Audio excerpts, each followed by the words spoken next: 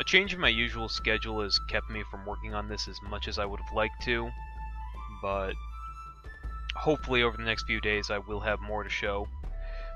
As you can see, I took a lot of time getting measurements and studying my reference and getting everything together, and I used that to do a number of things, including first making this plastic pattern, which was kind of more in the style of the way I used to do things. It's been a while since I've worked on things. But what I did was I sandwiched a couple pieces of craft foam between some cardstock and sealed it together with wood glue. And after sort of pressing it together, it did come out kind of nicely, but it's a little labor intensive and it's going to be hard to kind of get that to look the way I want to. So I decided to scrap that. I used the craft foam and the cardstock because it was a nice way to get things to the diameter I needed them to be. Since the inner rings of the Scoutfly lantern are thinner than like the outer wall columns. But either way, the wood glue idea didn't quite work, but I think wood glue will still come into play later on. So I went in and redid the craft foam and cardstock sort of material using super glue to hold it together, and it actually gave me fairly good results. The problem I ran into after this, or once I had kind of worked out the super glue method, was that things were looking a little small. Mostly I wasn't liking how they were sizing up.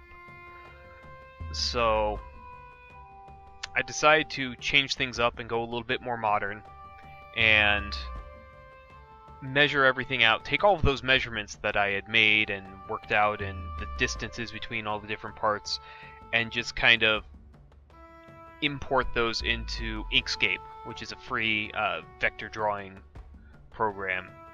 And then from there, it was just a matter of scaling it up to the size I want.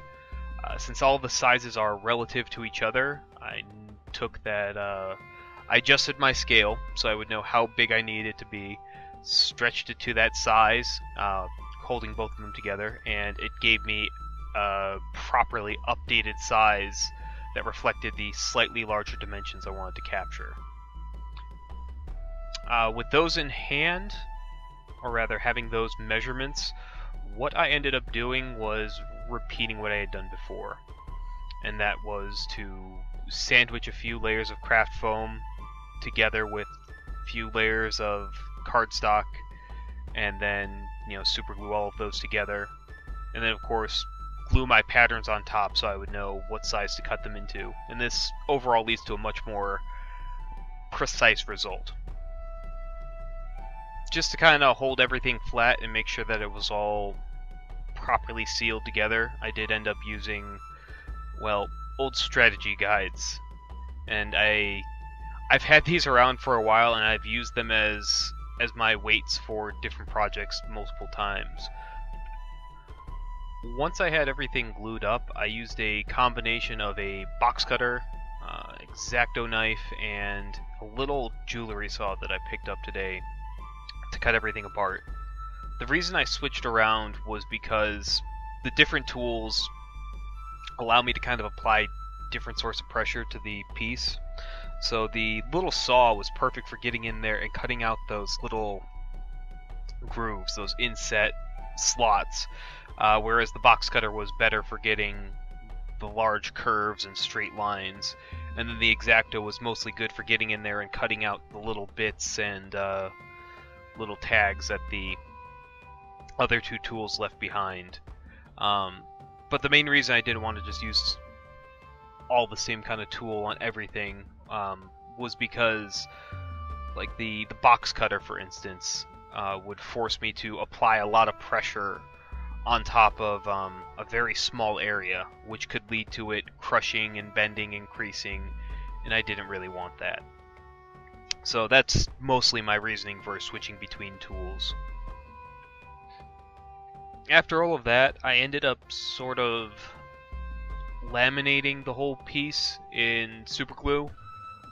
Because I use the craft foam, since that's a fairly soft and easy to cut through material, the super glue really seeped in there, and it creates a nice strong bond there. I don't have to worry about that like chipping away, and it also absorbs into the cardstock on the outer layers, which is also good, since that'll also keep it nice and sturdy. And this also gives me a nice rigid surface to sand on, so with a little bit more work, I'll have these things good and ready to go, all cleaned up, and then it'll be on to making a simple mold, and I might even end up making a couple molds for these things. But I think I'll see how this turns out first before I start throwing around lots of silicone and making lots of molds. So we'll see how that turns out in the next video, and hopefully you will join me for that. You know the usual drill. Leave comments, like, subscribe, tell your friends, leave me questions and suggestions, and guess I'll see you in the next video. So, till then.